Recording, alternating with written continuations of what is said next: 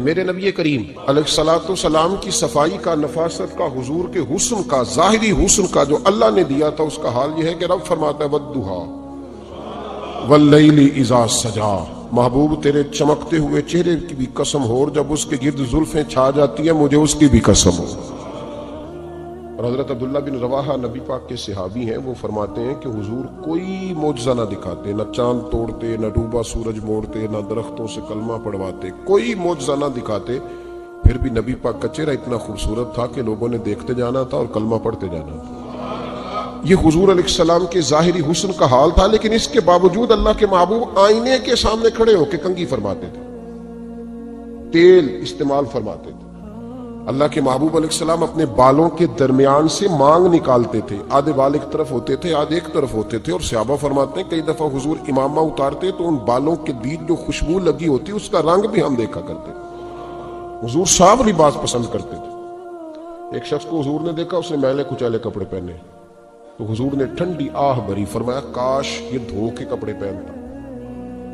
ایک شخص کو دیکھا بال بکھرے ہیں، کنگھی نہیں کی، تو حضور فرمانے لگے کاش یہ کنگھی کر لیتا۔ نفاست پسند آدمی پہ نا بوجھ بنتا ہے۔ جو آدمی، آپ کو پتہ ہے کہ امام شافعی تو فرماتے ہیں جمعے والے دن غسل کرنا واجب ہے، مت غسل نہ کرے تو جمعہ ہی نہیں ہوگا۔ اگرچہ ہمارے امام صاحب کے نزدیک سنت ہے۔ یہ سنت کب بنا؟ ایک دن نہ بہت سارے لوگ اپنے اپنے کام سے اٹھے مسجد میں آ گئے، مسجد نبوی میں۔ کوئی کسان تھا تو کھیت سے اٹھ کے آ گیا، کوئی مزدور تھا تو مزدوری سے اٹھ کے آ گیا۔ تو مسجد میں جب بہت سارے لوگ جمع ہوئے نا، تو بعض لوگوں کو دقت محسوس ہوئی، تو رسول کریم علیہ السلام نے فرمایا کتنا ہی اچھا ہو کہ تم جمعے والے دن نہا کے آیا کرو۔ بس وہ صحابہ کا مزاج ہمارے والا نہیں تھا کہ تفصیل بتائیں، حکمت بتائیں، ملے گا کیا، ثواب کتنا، نہ نہائے تو گناہ، یہ کوئی نہیں۔ حضور نے کہا کہ نہا کے آؤ تو کتنا ہی اچھا ہے۔ پھر کسی صحابی نے کبھی بھی بغیر غسل کیے جمعہ ادا ہی نہیں کیا، کسی نے بغیر غسل کے کبھی جمعہ ادا ہی نہیں کیا نا۔ اسلام بڑا خوبصورت دین ہے۔ حضور نے فرمایا جو کچا پیاز کھائے وہ مسجد نہ آئے، پہلے مسواک کرے، دانت صاف کرے، پھر آئے۔ نبی پاک صلی اللہ علیہ وسلم نے فرمایا جو کچی مولی کھائے مسجد نہ آئے۔ مولی کھانا جائز ہے، پیاز کھانا جائز ہے، لیکن منہ سے بدبو آتی ہے۔ نبی پاک علیہ السلام کا ظاہری حسن کیا بات ہے۔ میلاد مبارکہ میں نبی پاک علیہ السلام کی جو چیز بڑی کھل کے واضح آتی ہوتی ہے وہ رسول اللہ کا حسن و جمال ہے۔ آپ کی والدہ سیدہ طیبہ طاہرہ حضرت سیدہ آمنہ رضی اللہ تعالیٰ، اماں جی کہتی ہیں کہ میرے محبوب جب میرے بطن اقدس میں آئے تو جو تکالیف عورتوں کو ہوتی ہے مجھے ان میں سے کوئی تکلیف بھی نہیں ہوئی، اور اماں جی کہتی ہیں مجھے کبھی کوئی سکل، کوئی بوجھ محسوس نہیں ہوا، اور فرماتی ہیں کہ جو ولادت کے وقت لوگوں کو، عورتوں کو تکلیف ہوتی ہے مجھے وہ بھی نہیں ہوئی، اور فرماتی ہیں کہ نبی کریم علیہ السلام پیدا ہوئے تو ہمیں حضور علیہ السلام کی ناف کو کاٹنا نہیں پڑا، ناف بریدہ پیدا ہوئے، ختنہ شدہ پیدا ہوئے۔ آپ کو پتہ ہے عورتیں غسل دیتی ہیں بچے کو پیدا ہونے کے بعد، لیکن میرے محبوب نے سجدہ ہی کر لیا پیدا ہوتے ہی، امتی امتی کہتے ہوئے پیدا ہوئے۔ حق نے فرمایا کہ بخشا الصلاۃ والسلام، اور پہلے سجدے پر روز ازل سے درود۔ میرے امام فاضل بریلوی کا جو انداز تکلم ہے نا، اس کی بھی حد ہی کوئی نہیں، کوئی حد ہی نہیں، کہاں تک ان کی محبت جاتی، کہنے لگے پہلے سجدے پہ روز ازل سے درود، یادگاری یہ امت پہ لاکھوں سلام، یادگاری یہ امت پہ لاکھوں سلام۔ بتائیے بغیر وضو کے، بغیر غسل کے سجدہ ہو جاتا ہے؟ تو حضور نے سجدہ کر کے بتایا کہ اللہ نے مجھے پاک صاف پیدا کیا ہے۔ نبی پاک صلی اللہ علیہ وسلم کی والدہ نے جب یہ باتیں ارشاد فرمائیں تو لوگوں نے پوچھا ان سے کہ اماں جی پھر آپ ایک جملے میں بتائیں کہ ماجرا سارا کیا تھا، آخر ایک ولادت تو ہوئی نا، آپ کے وجود اطہر سے ایک بچہ تو نکلا، تو یہ کیا تھا؟ تو سیدہ آمنہ فرمانے لگی خرج منی نور، بس میرے وجود سے ایک نور نکلا ہے، بس میرے وجود سے ایک، اور روشنی آتی جاتی ہے تو کسی کو تکلیف نہیں دیتی، ایک نور نکلا۔ میرے رسول کریم علیہ السلام کو ظاہری حسن بھی کمال دیا، اور پھر حضور کی نفاست پسندی، صفائی پسندی۔ نبی پاک جب بات کرتے تھے نا تو حضور کے دانتوں سے نور نکلتا، اس کے باوجود حضور ہر وضو کے لیے مسواک کرتے۔ میں نے ہر نماز کے لیے نہیں کہا، میں اپنے لفظوں کا ذمہ دار ہوں۔ کس کے لیے؟ بولے آپ حضرات۔ ہر وضو کے لیے، یعنی اگر نبی پاک نے وضو نماز کے لیے کیا تب بھی مسواک کی، اور اگر قرآن شریف کی تلاوت کے لیے کیا تو پھر بھی مسواک کی، کسی اور موقع کے لیے وضو فرمایا تو پھر بھی مسواک کی۔ اور سیدہ عائشہ فرماتی ہے جب بھی حضور گھر سے نکلنے لگتے پہلے مسواک فرماتے، حالانکہ رسول پاک کے دندان اقدس تو نور والے تھے، ضرورت ہی نہیں تھی۔ ہماری تعلیم کے لیے نفاست پسندی۔ ایک بات میں نے شروع کرنی ہے پر آپ نے ناراض نہیں ہونا، پہلے وعدہ کرنا، جڑے نہیں بولے انہوں نے نکیر آتا ہے، ہو جانا ہے، چلو ہو جائے جی، کوئی گل نہیں، خیر ہے، ہو جائیں آپ ناراض۔ نبی پاک نے بڑی مونچھیں نہیں پسند کی، حضور کو اچھی نہیں لگتی تھی۔ ایک بات پوچھتا ہوں آپ سے، یہ درد دل ہے میرا اور صرف سمجھانے کے لیے عرض کر رہا ہوں، کوئی تنقید نہیں، اللہ تعالیٰ مجھے نیت کا وضو عطا کرے۔ ایک بات بتانا، اگر بہو کھانا پکا کے لائے اور سالن سے بال نکل آئے تو پھر اس کا کیا حال ہوتا ہے؟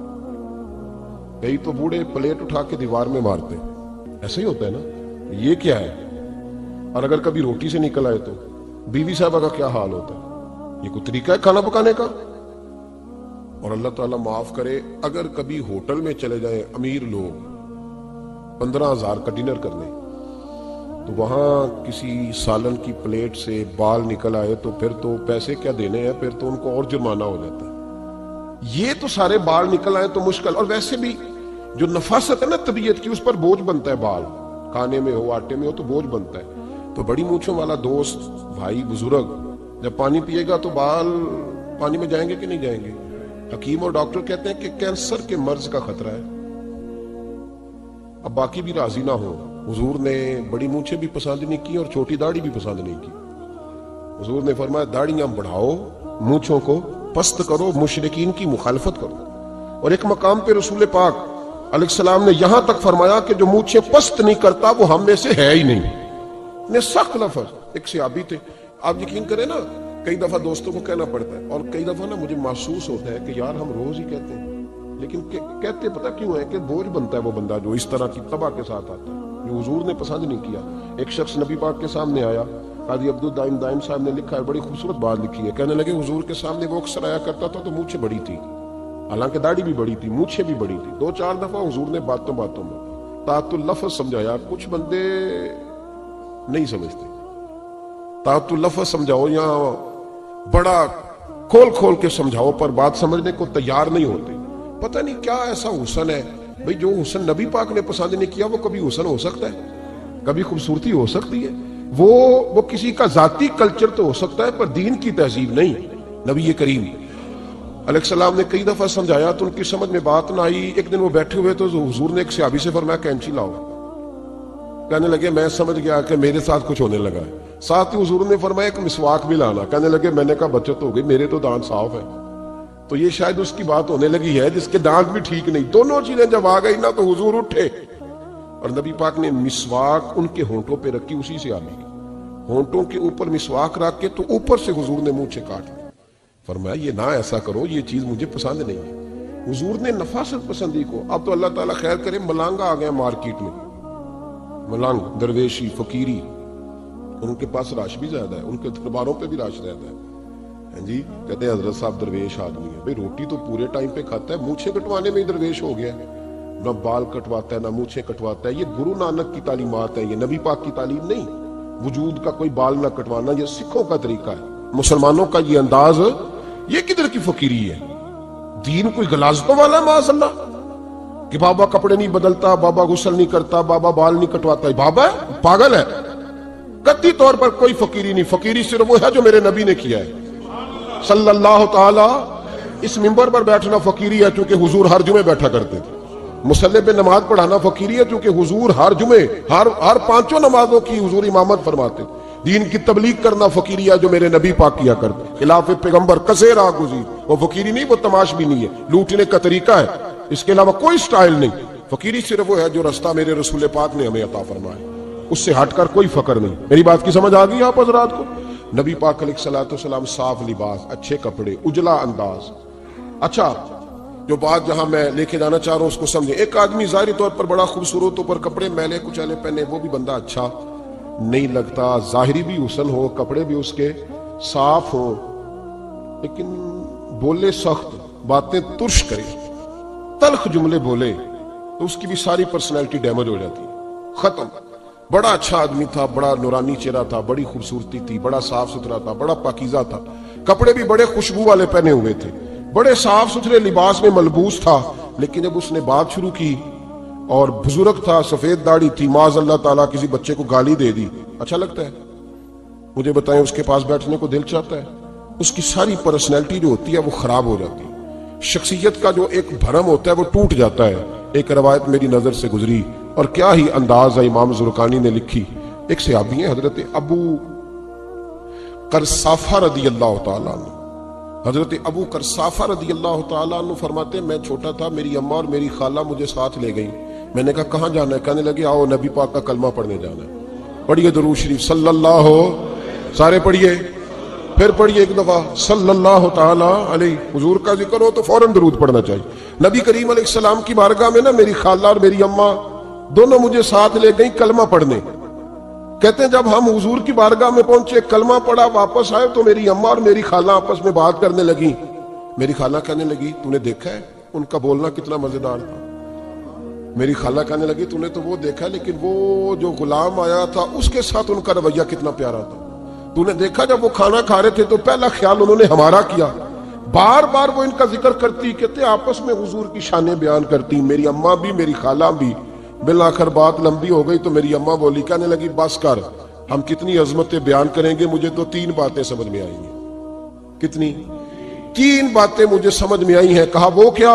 تو کہنے لگی ما رأینا مثل حاضر الرجل احسن وجہا ولا القا صوبا ولا البنا کلاما۔ کہنے لگی مجھے تو 3 باتیں سمجھ میں آئی ہیں کہ نہ اتنا خوبصورت چہرے والا کوئی شخص دیکھا ہے، اور نہ اتنے صاف کپڑوں والا کو دیکھا ہے، اور نہ ہی اتنی میٹھی بولی بولنے والا کوئی دیکھا ہے۔ تینوں باتوں کی کمال ہے، ظاہری حسن بھی کمال، کپڑوں کی صفائی بھی کمال، اور رسول پاک کا بولنا بھی کمال، لب و لہجے میں مٹھاس بھی خوبصورتی والی۔ یہ اصل حسن ہے کہ ظاہراً بھی انسان بڑا منزہ ہو، باطناً بھی بڑا صاف ستھرا ہو۔ میرے رسول پاک علیہ السلام کا طریقہ مبارکہ پتہ کیا تھا؟ حضور صلی اللہ تعالی علیہ وآلہ وسلم جب مسجد میں نماز پڑھ لیتے تو حضرت جعفہ رضی اللہ تعالیٰ عنہ فرماتے، بخاری کی حدیث ہے، فرماتے ہیں میں مدینہ شریف میں آیا تو حضور نماز پڑھ لیتے تو صحابہ نبی پاک کے پاس آتے اور حضور کا دست مبارک پکڑ کے پہلے چومتے پھر چہروں پہ ملتے، پہلے چومتے پھر چہروں پر۔ نبی پاک کے صحابہ حضور کے قدم بھی چوما کرتے تھے، قدموں میں جھکا کرتے تھے۔ یہ تو بھائی اس وقت پتہ چلتا ہے جب کسی سے پیار ہو جاتا ہے، جب کسی بندے سے۔ میں اکثر مثال دیا کرتا ہوں اکثر کہ کسی کا بچہ پیشاب کرے تو کہہ آتی ہے، الٹی آتی ہے، لیکن اپنا بچہ بالوں میں بھی کر دیتا ہے، پھر کوئی کہہ نہیں آتی چونکہ اپنا ہے نا، پیار ہو گیا نا۔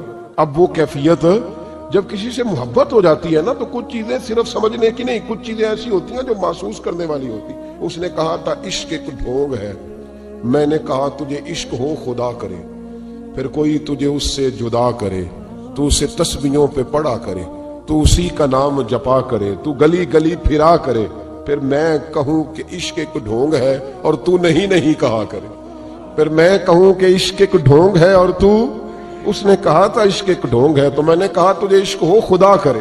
بھائی یاد رکھو جب انسان کو محبت ہوتی ہے تو پھر اس کے انداز بدل جاتے ہیں، اس کے طور طریقے تبدیل ہو جاتے ہیں۔ وہ میں اکثر ایک بات کہا کرتا ہوں، میں کہتا ہوں بچہ باہر سے برگر کھا کے آ جاتا ہے رات کو، اماں کہتی بیٹے روٹی کھا لو، کہنا تو گوبھی پکائی میں نہیں کھانی، حالانکہ برگر کھا آیا ہے، دور سے کھا آیا ہے، تو اماں اس کو کہتی ہے پھر میں سوئیاں نہ بنا دوں تھوڑی سی اپنے بیٹے کو، فٹافٹ چاول نہ تجھے ابال دوں، ساتھ میں باریک دال بنا دیتی، کہتا نہیں میری مرضی کا پکاتے ہی نہیں، میں نے نہیں کھانا۔ ایسے اب ابا جو ہے نا، ابا وہ اماں کو سمجھا رہا، کہتا چھڈ پر بھوک لگے گی تو آپ ہی کھا لے گا، تھوڑا ایڈی ٹینشن ہے، ایویں پہ تینوں ستاندا ہے۔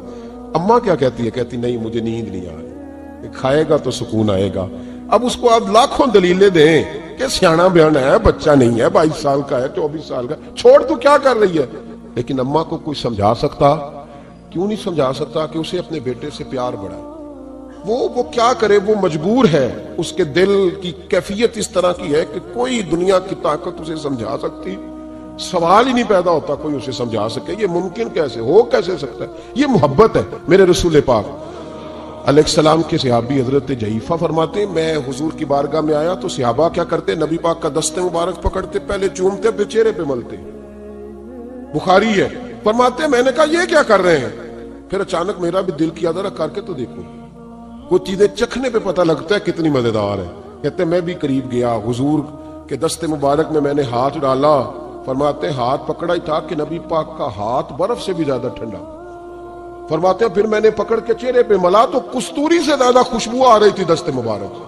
فرماتے ہیں اب میرا چھوڑنے کو دل ہی نہیں کر رہا تھا، اب میری طبیعت نہیں مان رہی تھی۔ میرے نبی کریم علیہ السلام اللہ کی دلیل ہیں، ہر پاکیزگی، ہر حسن، ہر کیف اللہ نے اپنے رسول کو عطا فرمایا۔ دنیا کی جتنی غلاظتیں تھیں جب کوئی حضور کے قریب جاتا تھا تو ساری غلاظتیں دور ہو جاتی۔ کما ارسلنا فیکم رسولا منکم یتلو علیکم آیاتنا ویزکیکم، اللہ فرماتے ہیں میرے محبوب تم پر میری آیتیں پڑھیں گے اور تمہیں پاک فرما دے گے، تمہاری ساری ناپاکیاں نبی پاک دور کر دے، ہر غلاظت تم سے دور ہٹ جائے۔ ایک صحابی ہیں حضرت شیبہ بن عثمان رضی اللہ تعالی عنہ، وہ کہتے ہیں میرے والد کو اور میرے چچا کو مسلمانوں نے احد میں قتل کر دیا، میرے دل میں بڑا غصہ تھا، بڑا جلال تھا کہ کبھی مجھے موقع ملے تو میں بدلہ لوں گا۔ کہتے ہیں فتح مکہ کے بعد نبی پاک علیہ السلام حوازن کی جنگ کے لیے نکلے، مجھے پتا چلا حضور جا رہے ہیں تو میرے اندر شعلے بھڑک رہے تھے انتقام کے۔ روز میں منصوبہ بندی کرتا، پلاننگ کرتا کہ کسی طریقے سے میں ان تک پہنچوں گا اور بدلہ لوں گا۔ کہتے ہیں نبی کریم علیہ السلام نہ حوازن کے لیے پہنچ چکے تھے، فرماتے میں بھی جنگ میں جا کے شریک ہو گیا اور میں نے طریقہ اس طرح کا اختیار کیا کہ کسی طریقے میں حضور تک پہنچ جاؤں۔ سمجھ آ رہی ہے میری بات کی؟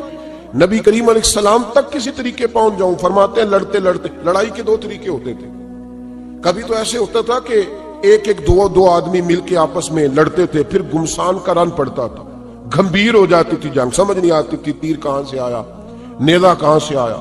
فرماتے جب گمسان کا رن پڑا نا، مجھے موقع مل گیا، میں حضور کے قریب پہنچ گیا۔ حضرت شیبہ بن عثمان رضی اللہ تعالیٰ عنہ کہتے جب میں پہنچ گیا تو میں نے نا دیکھا کہ اب حضور کے قریب لوگ نہیں ہیں۔ فرماتے میں نے نا فوراً تلوار اٹھائی، تلوار اٹھا کے میں حضور کو معاذ اللہ شہید کرنے ہی لگا تھا کہ ایک نور چمکا حضور کے سامنے۔ پڑھیے درود صلی اللہ علیہ وسلم۔ کہتے ایک نور چمکا، اتنی تیزی تھی اس نور میں کہ میری آنکھیں بند ہو گئی، میرے ہاتھ سے تلوار گر گئی، آنکھیں چندھیا گئی میری۔ فرماتے تلوار میرے ہاتھ سے چھوٹ گئی۔ اب جب وہ روشنی ختم ہوئی نا تو میں نے دیکھا نبی پاک سامنے کھڑے مسکرا رہے ہیں۔ میں نے کر دیا، آپ نے سن لی، ذرا دیکھو تو صحیح، جو تلوار لہرائے اسے دیکھ کے بھی کبھی کو مسکرایا ہے، جس نے تلوار نہیں لہرا دی، جو شہید کرنے ہی لگا تھا، پہنچ گیا تھا۔ لیکن یہ اخلاق میرے رسول پاک کا صلی اللہ اعلیٰ حضرت فاضل بریلوی کا ایک شعر میں نے پڑھا۔ کئی کچھ چیزیں ایسی ہوتی ہیں جو بس نا وہ آتی تو سامنے ہیں لیکن وہ اتنا لطف دے جاتی ہیں کہ ٹھنڈا ہو جاتا ہے مزاج۔ رات کو میں شعر پڑھ رہا تھا اعلیٰ حضرت کا فاضل بریلوی رحمت، اور میں نے شعر پڑھا تو مجھے اچھا لگا سنانا۔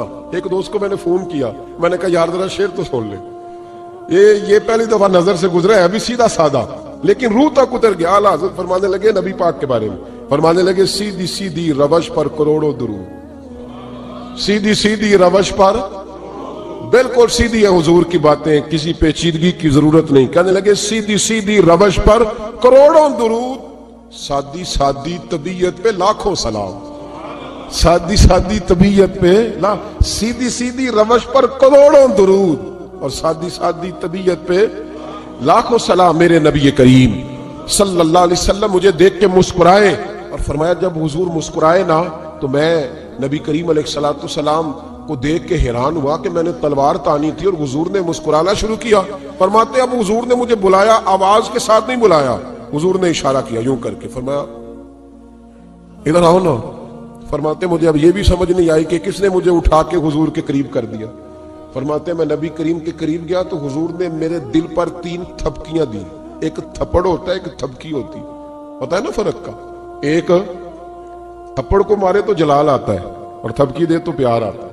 کہتے ہیں حضور نے 3 تھپکیاں دی اور دی بھی میرے دل پر، ایک پھر 2 پھر 3۔ کہتے ہیں پہلی تھپکی دی تو میرے اندر سے کفر نکل گیا، دوسری تھپکی دی تو میرے اندر ایمان داخل ہو گیا، اور تیسری تھپکی جب نبی پاک علیہ السلام نے دی تو مجھے ہر چیز سے بڑھ کر رسول اللہ سے پیار ہو گیا، محبت ہو گئی نبی کریم سے۔ آپ فرماتے ہیں اب حضور نے نا فوراً میرے ہاتھ میں تلوار تھمائی، فرمایا پہلے تو ہمارے خلاف لڑ رہا تھا، تلوار پکڑ، اب ہماری طرف سے لڑ۔ تلوار پکڑ اور لڑ. آپ فرماتے میں اتنا لڑا کہ جو حضور کا دشمن سامنے آتا میں گلا کاٹ دیتا, جو آتا میں اس کے ٹکڑے کر دیتا. فرماتے پہلے میں باپ کا بدلہ لینے آیا تھا اور اب میرا یہ حال ہے کہ اگر میرا باپ بھی سامنے آئے گا تو میں اس کا بھی گلا کاٹ دوں گا, لیکن حضور کے قریب کسی کو جانے نہیں دوں گا. حضرت شیبہ بن عثمان کہتے ہیں جنگ ختم ہو گئی, حضور خیمے میں گئے, میں بھی گیا. اب نبی پاک لوگوں سے باتیں کر رہے ہیں, حضور لوگوں سے باتیں کر رہے ہیں. میں ایک کونے میں بیٹھا سوچ رہا ہوں کہ میں تو بدلہ لینے آیا تھا, یہ میرے ساتھ ہوا کیا؟ حضور لوگوں سے باتیں کرتے جا رہے ہیں, میں سوچتا جا رہا ہوں کہ میں تو انتقام لینے آیا, یہ کیا معاملہ ہوا؟ کہتے محبوب نے اچانک میری طرف نظر اٹھائی اور فرمانے لگے شیبہ ایک ارادہ تو نے کیا تھا جو غلط تھا, اور ایک ارادہ میرے رب نے کیا ہے اور تیرے اوپر فضل فرما دیا ہے. فرماتے حضور نے اب مجھ سے فرمایا کوئی خواہش ہو تو بتاؤ, مانگ لو کچھ مانگنا ہے تو. میں نے عرض کی یا رسول اللہ میری بخشش کی دعا کر, بڑا میرا خوفناک ماضی ہے, میں اسلام کا بڑا دشمن رہا ہوں. حضور دعا کر دیں, یاد ماضی عذاب ہے یا رب, چھین لے مجھ سے حافظہ میرا. یا رسول اللہ بڑے گناہ ہیں میرے, دعا کر دیں. کہتے میں نے دعا کے لیے کہا اور حضور پھر دوسرے لوگوں سے باتیں کرنے لگے, کبھی اس سے کبھی اس سے کبھی اس سے. میں سوچنے لگا کہ میری بات کا کوئی جواب نہیں آیا. جب 2-3 بار میں نے سوچا تو میرے کریم نے پھر توجہ میری جانب کی اور فرمایا تو نے بخشش کی دعا کا کہا تھا, میں نے سن لیا ہے, رب کریم نے تیری بخشش فرما دی ہے, اللہ نے تجھے بخش دیا ہے, تیری خطائیں رب کریم نے معاف کر دی. نبی پاک کے دست مبارک کی برکت. رسول ایک صحابی تھے حضرت فرقد ان کا نام تھا رضی اللہ تعالی. پہلے نا میں جب گفتگو کیا کرتا تھا نا تو میں صحابہ کا نام نہیں لیتا تھا, میں کہتا تھا ایک صحابی فرماتے ہیں, کیونکہ صحابہ کے نام مشکل تھے, لوگوں کو یاد نہیں رہتے. ایک دن میرے دل میں خیال آیا کہ نام لیں گے نہیں تو انہیں آئیں گے کیسے, چلو خود کسی کو یاد ہو جائے گا. تو مجھے اچھا لگا, پچھلی دفعہ میں نے حضرت سعد بن ناجیہ کا نام لیا تو مجھ سے میرے دوستوں نے کہا ذرا لکھ کے دیں کیا نام تھا. مجھے خوشی ہوئی کہ یار اگر یہ لفظ کہے جائیں گے تو لوگوں کو دلچسپی ہوگی. حضرت فرقد ایک صحابی تھے, اور یہ وہ صحابی ہیں جنہوں نے حضرت عمر کے زمانے میں موصل کا علاقہ فتح کیا تھا. بڑے دلیر تھے, ان کی 4 بیویاں تھیں. وہ کہتے ہیں جب بھی یہ گھر میں آتے تو خوشبو اتنی اعلیٰ لگا کے آتے کہ ہم حیران ہو جاتی. عورتیں زیادہ تیاری کرتی ہیں نا مردوں سے کہ نہیں, کہ آج کل مرد زیادہ کرتے ہیں. چلو میں در چھڑو, میں اپنی اصلاح کرنا ہوں, تسی دوواں گلاں تے انجن کیتا ہے, اب پتہ نہیں سچ کیا ہے, کون زیادہ تیاری کرتا ہے. چلو بیٹھے جو مرد نے, ویسے میرے پاس جو اخباری تراشیں ہیں ان میں یہ لکھا ہے کہ آج کل مردوں کے میک اپ پہ زیادہ خرچ آنے لگا ہے, یہ تحقیقی رپورٹ ہے. اور پاکستان میں سب سے زیادہ جو اخراجات ہیں وہ میک اپ کے سامان کے. پہلے لڑکیاں بیوٹی پارلر جاتی تھی, اب لڑکے بھی جاتے ہیں. پہلے صرف دلہن جاتی تھی, اب سارا خاندان جاتا ہے. اللہ تعالیٰ معاف کرے. اس کے باوجود بڑی غربت ہے ملک میں, پریشانی بھی بڑی ہے. اس کے علاوہ ہمیں غریبوں کا درد ہے, اس کے باوجود ہم لوگوں کی مدد کرنا چاہتے ہیں. پتہ نہیں کیا ترجمہ کیا ہم نے غریب پروری کا, کیا معنی بنایا, اللہ ہی بہتر جانتا ہے. کہ وہ چیزیں جن کی بالکل حاجت نہیں, بالکل ضرورت نہیں, ان پر لاکھوں لٹا کے کہتے ہیں وہ دیکھو بیچارے کو روٹی نہیں مل رہی. تو بھائی آپ مہربانی کرتے, خالی کنگھی کر لیتے, باقی پیسے غریب کو دے دیتے. لیکن چلے معیار ہے نا ہمارا اپنا معیار ہے, اس پر میں جاتا نہیں, بات نہیں کرتا. نبی کریم علیہ الصلوۃ والسلام کے صحابی, ان کی ازواج کہتی ہیں کہ اب عورتیں زیادہ تیاری کیا کرتی تھی, لیکن وہ جب گھر آتے نا تو اتنی خوشبو لگاتے. کہتی ہم چاروں مل کے کوشش کرنے لگی, ڈھونڈنے لگی کہ وہ خوشبو کا پتہ کریں جو یہ لگاتا ہے. ہم نے بازار سارے تلاش کر لی. عرب کے اندر آج بھی خوشبو کا بڑا شوق ہے اور بڑی مہنگی خوشبو ملتی ہے, کبھی آپ بازار جائیں. کہتی ساری خوشبوئیں لگا لی, تھک گئی. ایک دن چاروں سوتنے مل کے بیٹھی, کہنے لگی ہم نہیں اس کا مقابلہ کر سکتے, آج پوچھ ہی لے کہاں سے خوشبو لگاتا ہے. پوچھ ہی لیتے ہیں, چلو بات ہی ختم ہو جائے, پوچھ لیں. یہ ہم جتنی مرضی اعلیٰ لگائیں, جب یہ آ جاتا ہے نا, کچھ لوگ میرے محفل ہوتے ہیں, جہاں آ جاتے ہیں وہاں چھا جاتے ہیں. تو یہ جب آتے ہیں تو چھا ہی جاتے ہیں. کیا کریں, اس طرح کا میرے محفل ہے, کیا کریں اس کا.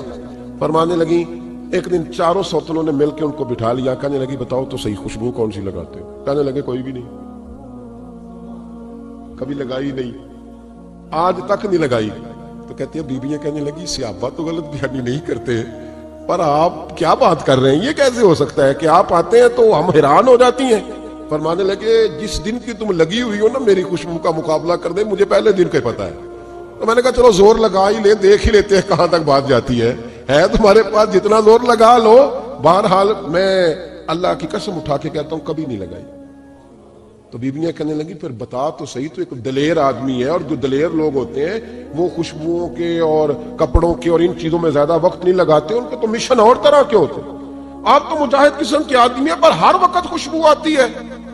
تو حضرت فرقد رو پڑے، کہنے لگے بیمار ہو گیا تھا، لاچار ہو گیا، حکیموں طبیبوں نے انکار کر دیا، وجود پر میرے آبلے نکل آئے، پھنسیاں بن گئی، ان میں پیپ بھر گئی، بیٹھ نہیں سکتا تھا، اٹھ نہیں سکتا، جب تھک گیا نا تو دروازہ رسول پہ چلا گیا، جب تھک گیا طبیبوں کا تھکایا ستایا حضور کی بارگاہ میں، کہا محبوبہ دیکھے تو صحیح میرا کیا حال، حضور ذرا دیکھ کے، چل نہیں سکتا، سو نہیں سکتا، بیٹھ نہیں سکتا، تیرے علاوہ غم کسے بتاؤں؟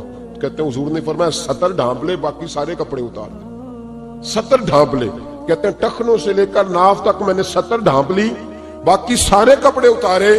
حضور کیا کریں گے؟ فرماتے ہیں نبی پاک نے دست مبارک اٹھایا، برف سے ٹھنڈا، کستوری سے زیادہ مہکنے والا، فرماتے ہیں پورے وجود پر میرے حضور نے دست مبارک ایک دفعہ لگا دیا، اب جدھر جدھر سے گزرتا ہوں ساری دنیا خوشبو سے بھر جاتی ہے۔ یہ نبی پاک کا دیا ہوا نور ہے، یہ حضور کی عطا کردہ شفا ہے، یہ رسول پاک کے حسن کی خیرات ہے۔ ایک شاعر نے ایک فقرہ کا کمال کر دی، کہنے لگا ظلمت کو ان کے نور نے کافور کر دیا، جس پر پڑی نظر اسے بھی نور کر دیا۔ رسول پاک علیہ السلام کے دست خیر میں وہ برکات تھی۔ حسن کی دو قسمیں ہوتی ہیں، ایک حسن ہوتا ہے ملمہ سازی والا، بیوٹی پارلر والا، ایک حسن ہوتا ہے باطن کا۔ بچے پتہ کیوں خوبصورت ہوتے ہیں؟ اس پر علماء مناطق نے بحث کی ہے، محدثین نے لکھا ہے۔ بچہ گدھے کا بھی ہو تو پیارا لگتا ہے، چھوٹا بچہ اگر اس کا رنگ بہت گورا نہ بھی ہونا، صرف چھوٹا ہو، وہ پیارا لگتا ہے، اس میں ایک جاذبیت ہوتی ہے۔ اس پر ہمارے مفسرین نے، محدثین نے، علماء مناطق نے ایک بحث کی ہے۔ وہ کہتے ہیں اصل بات یہ ہے کہ بچے جھوٹ نہیں بولتے، بددیانتی نہیں کرتے، دھوکہ نہیں کرتے، یہ جو اندر کی عیاریاں ہوتی ہیں نا، چہرہ بھی خطرناک کر دیتی ہیں، اور جب اندر حسن ہوتا ہے تو باہر بھی حسن ہی ہوتا ہے۔ بچے میں کوئی مکاری عیاری نہیں ہوتی، فساد نہیں ہوتا، نیت میں فطور نہیں ہوتا، کسی کو لوٹنے کا ارادہ نہیں، کسی کو شیشے میں اتارنے کا پروگرام نہیں بتاتا، بچہ چرب زبان نہیں ہوتا، اس کو طریقہ نہیں ہوتا، وہ لوگوں کو قائل کرنے کے ہر وقت دوڑتا نہیں، الٹی سیدھی گیمیں نہیں چلاتا، کیونکہ اندر حسن ہوتا ہے تو وہ حسن اس کے چہرے پر معصومیت بن کے آتا ہے۔ سمجھ آ رہی ہے میری بات کی؟ اس کی دلیل میرے رسول پاک علیہ السلام نے بخاری میں فرمایا اللہ کا ولی وہ ہے جس کا چہرہ دیکھو تو اللہ یاد آ جائے۔ اب یہاں یہ نہیں فرمایا گورا چٹا ہو، خوبصورت ہو، بس اس کے چہرے میں معصومیت ہوتی ہے، وہ سچا ہوتا ہے، وہ کھرا ہوتا ہے، اس کا حسن چہرے پہ آتا ہے۔ میرے رسول کریم علیہ السلام کا جو حسن تھا نا، وہ اندر کی صداقت کی روشنی تھی، وہ اندر کے کیف کا نور تھا جو حضور کے چہرے پر عیاں ہوتا تھا۔ اس لیے نبی پاک کا چہرہ جو تھا وہ آنکھیں چدھیاتا نہیں تھا، بلکہ آنکھوں کو اچھا لگتا تھا۔ شاہ عبد الرحیم صاحب محدث دہلوی شاہ ولی اللہ صاحب کے والد ہیں، اور ہمارے بر صغیر پاک و ہند میں جتنے بھی مسالک ہیں یہ سارے شاہ ولی اللہ صاحب کے شاگرد بنتے ہیں۔ وہ کہتے ہیں میرے ابا جی نے خواب دیکھا اور خواب میں انہیں رسول اللہ کا دیدار نصیب ہوا۔ تو نبی کریم علیہ السلام کی بارگاہ میں شاہ ولی اللہ صاحب کے ابا جی کہنے لگے حضور ایک بات بڑی اڑ گئی ہے میرے دل میں، بڑی، تو کتابوں سے جواب نہیں ملا، آج رب کریم نے موقع دیا ہے اس سوال کا جواب۔ تو عبد الرحیم پوچھو کہ یا رسول اللہ حضرت یوسف کا حسن دیکھ کے لوگوں نے انگلیاں کاٹ لی، پر آپ کو تکنے والے تکتے ہی رہے، کوئی بھی ہوش نہیں ہوا، کسی نے انگلی نہیں کاٹی۔ تو کہتے ہیں محبوب نے فرمایا عبد الرحیم رب کریم نے اپنی غیرت کے ساتھ میرے حسن پر 70,000 پردے ڈالے، یہی بہتر ہے کہ پردوں میں وہ پردہ پوش رہے، وہ اگر پردے اٹھا دے تو کسے ہوش رہے۔ فرمایا 70,000 پردوں میں چھپا ہوا حسن ہے، ورنہ کسی کی طاقت تھی کوئی بات کر سکتا، جرت تھی کسی شخص کی؟ میرے حبیب پاک سید عالم حضرت عبداللہ ابن سلام رضی اللہ تعالیٰ عنہ اہل یہود کے بڑے عالم تھے، فرماتے ہیں میں تورات زبور انجیل کا جاننے والا تھا۔ جس دن حضور مدینہ طیبہ ایک قصوہ نامی اونٹنی پر بیٹھے تھے، میں حضور سے مناظرہ کرنے، بحث کرنے آیا، میرے ساتھ میرے شاگرد تھے، ارادہ تھا بحث کروں گا، نبی پاک کو بڑے معاذ اللہ کڑوے کڑوے سوال کروں گا۔ کہتے ہیں حضور بیٹھے تھے قصوہ نامی اونٹنی پہ اور گردن مبارک جھکی ہوئی، ہونٹوں پر حضور کے زیر لب ہلکی سی مسکراہٹ تھی۔ نبی پاک تھوڑا بولتے تھے پر جتنا بولتے تھے وہ دلوں میں اترتا جاتا تھا۔ فرماتے ہیں میں جب گیا نا، میرے شاگرد ساتھ تھے، مناظرہ کرنے گیا، مناظرہ، شاگرد ساتھ تھے، فرماتے ہیں میں بڑے سوالات تیار کر کے گیا، پر حضور گھوڑے پہ بیٹھے تھے۔ دو باتیں میں نے سنی، حضور نے فرمایا رشتہ داروں سے اچھا سلوک کرو، اپنے غلاموں کا خیال کرو، کہتے ہیں وہ شاگرد مجھے دھکے دینے لگے، کہنے لگے چل استاد جی آگے ہو، کرو سوال، چلو نا آگے بڑھو نا آگے. یہ کئی دفعہ نعرے لگانے والے بھی مروا دیتے ہیں نا، چلو نا چلو آگے چلو، بڑھو آگے، کرو بات، آؤ نا. کہتے میں ذرا آگے بڑھا، دھکا دیا انہوں نے. فرماتے میں آگے بڑھا اور میں نے قریب محبوب کے قریب جا کے کہا حضور مجھے کلمہ پڑھا دے، میں مسلمان ہونے آیا. یعنی عام آدمی تو قائل ہو جاتا ہے، عالم اور تورات زبور انجیل کا جاننے والا، حضور کلمہ پڑھائیں. کہتے میں واپس آیا نا کلمہ پڑھ کے، تو شاگرد کہنے لگے استاد جی آپ تو مناظرہ کرنے آئے تھے، یہ کیا ہوا؟ تو یہ لفظ ہے حضرت عبداللہ ابن سلام کے. فرمانے لگے تم نے نبی پاک کا چہرہ نہیں دیکھا، ان کی آنکھوں کی روشنی نہیں دیکھی، تم نے چہرے کی معصومیت نہیں دیکھی، لب و لہجے کا وقار نہیں دیکھا. کتنے دنوں کے تھکے ماندے آج وہ مدینے پہنچے، اور ان کے لب و لہجے میں کوئی اکتاہٹ، کوئی تھکاوٹ، کوئی لفظوں میں جھول تم نے دیکھا ہے؟ فرمانے لگے جس کا اس طرح کا چہرہ ہوتا ہے وہ جھوٹا نہیں سچا ہوا کرتا ہے. میرے نبی پاک علیہ السلام کے غلام حضرت طارق بن عبداللہ رضی اللہ تعالیٰ عنہ فرماتے ہیں کلمہ پڑھنے سے پہلے ایک دفعہ ہمارا سارا قبیلہ تجارت کے لیے نکلا تھا، اور اس وقت منظر یہ ہوتا تھا کہ ہم اپنی عورتوں کو بھی ساتھ لے جاتے تھے. 6 مہینے سفر کرنا ہوتا تھا، اونٹ گھوڑے ہم بیچا کرتے تھے، عورتیں بھی ساتھ رہتی، کھاتے بھی پکاتے بھی. کہتے ایک سفر سے ہم واپس آ رہے تھے تو مدینے کے باہر صحرا میں ہم نے پڑاؤ کیا، اکیلے رسول پاک صلی اللہ پھر ایک دفعہ پڑھیے گا، ایک دفعہ پھر کہیے گا صلی اللہ تعالی علیہ وسلم. کہتے ہیں نبی پاک تنے تنہا اکیلے، حضور نہ سیر کرتے کرتے. عارف رومی کہتے ہیں کہ شیر نے کہا گیدڑ سے اور لومڑی سے کہ چلو شکار کرنے چلتے. 3 جانور شکار کیے، خرگوش، گائے اور بکری. اس نے گدڑ سے یہ کہا کہ یہ ہم نے 3 شکار کر لی ہیں شیر سے، اب یہ بتاؤ کہ تقسیم کیسے کریں گے، کھائیں گے کیسے؟ تو گدڑ کہنے لگا بادشاہ بڑی سادی سی بات ہے، یہ خرگوش لومڑی کھائے گی اور میں بکری کھاؤں گا، اور آپ چونکہ بڑے ہیں تو گائے آپ کھائیں گے. اس نے پنجہ مارا، گدڑ کو مار دیا، مر گیا. اب اس نے لومڑی سے کہا کہ تو تقسیم کر، یہ کیسے کھانا ہے؟ تو اس نے کہا بادشاہ سلامت تقسیم کا مسئلہ کوئی نہیں، یہ آپ خرگوش صبح ناشتے میں کھائیں اور بکرا آپ دوپہر کے کھانے میں تناول کریں گے، اور گائے رات کو اگر آپ کا شوق ہو. اس نے کہا لومڑی سے کہ یہ بڑی شاندار تقسیم ہے، کہاں سے سیکھی ہے؟ تو وہ لومڑی کہنے لگی یہ گیدڑ کی موت سے سیکھی، یہ بھی مرا ہے نا وہ، تو میں نے اس سے سیکھ لی. کسی سے سیکھ لی بھائی، کسی سے سیکھ لے. کتنے لوگ تھے، کیا بنا پھر؟ آپ یقین کریں نہیں، زوال آیا تو جو نعرے لگانے والے تھے وہ مخالفت کرنے لگ گئے. چڑھے ہوئے سورج کی طرف کوئی آنکھ کھول کے تو دیکھے بھلا یہ دیکھنے دیتا ہے.